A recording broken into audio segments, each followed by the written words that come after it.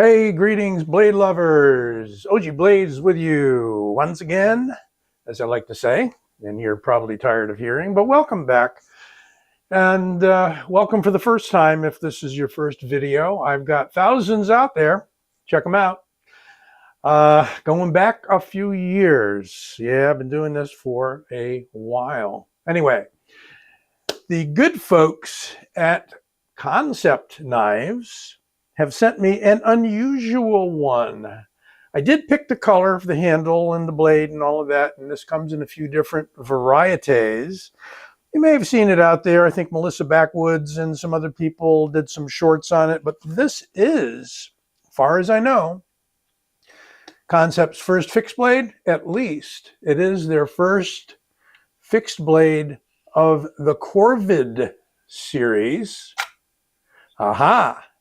And the Korvid series was designed by Koch Tools, K-O-C-H, like Heckler and Koch. This one sports a beautiful copper-infused carbon fiber. It's layered, so we've got half of it is the copper-infused carbon fiber, and I think they put it on a base of G10, or that's a separate layer of G10. Just a little side note there. It is a beautiful little chopper, a little cleaver, man. It looks and feels good. I was really surprised. I haven't been exactly enamored by this whole Korvid line. I'm sorry, I'm just not a, excuse the expression, pointless knife man. But I do see the purpose in this. It provides you with a perfect Warney style point. Not a Wharncliffe blade at all, but what I'm saying is with the Wharncliffes, you can easily access the point for point work, and that is true with this one as well. It looks like a little butcher knife with a bit of a belly there, broad belly, and feels pretty sharp. Should we check the sharpness on this guy? Should we? As I suspected, this edge is nice. High flat grind, as they say. And we've got a fuller going on there. We've got a very tall blade. We're going to measure it all up in a moment. Really beautiful handle. Deep grooves that they milled into this handle. They're going to improve the grippiness. One thing I needed to do, and probably only with this particular handle material, is you actually got layers of copper in here to provide the swirls in the copper. This edge here was sharp. Right, these 1, 2, 3, 4 edges on each side, right on the corner there. I took my diamond file and lightly touched it just so I wouldn't carve up my hand while I'm hopefully carving up things with the blade on this.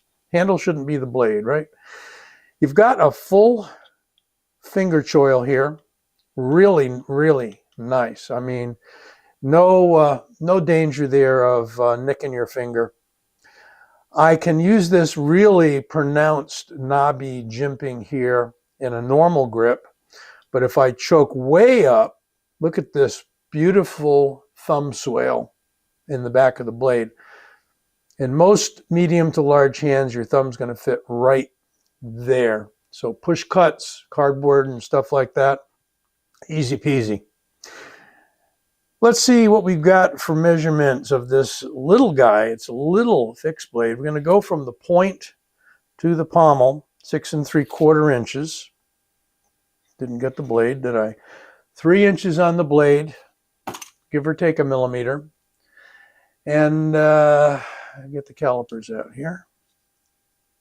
We're set to inches, so let's do the handle. I'll angle it slightly so I don't get into any grooves. 0.51, half an inch, and thickness on the blade, 0.11, and in millimeters, 3 millimeters. I want to give it a chance to not push it too hard, just drop something on the floor. Okay, knife without the sheath. 4.32 ounces. 4.3 ounces is fine with me. In the sheath, 5.8 rounding up ounces. So you gain a little bit of weight with the sheath. One thing about the sheath, it's got a tunnel here that gives you a place to put your thumb and push it off. It's a long withdraw of the handle. Quite a bit of it's in there. And it's not a kind of a snap-on sort of a deal, except for the first pull. You can see what they did here is that they made a provision in the sheath for the screw on both sides, and that's where your retention is pretty much.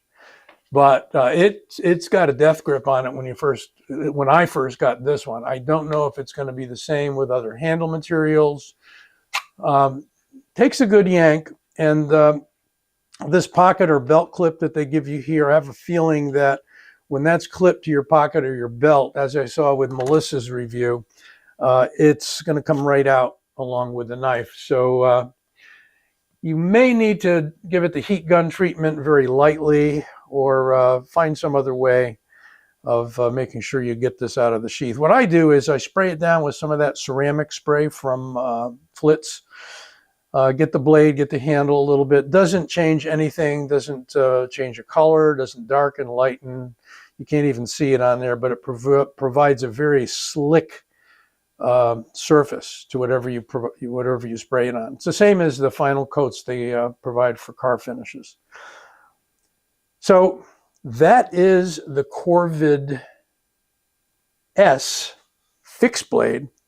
What if we put it up against the Vosteed Mink, another small knife, which isn't nearly as tall? And by the way, speaking of tall, at the widest point of this Korvid fixed blade, you have 1.5 inches.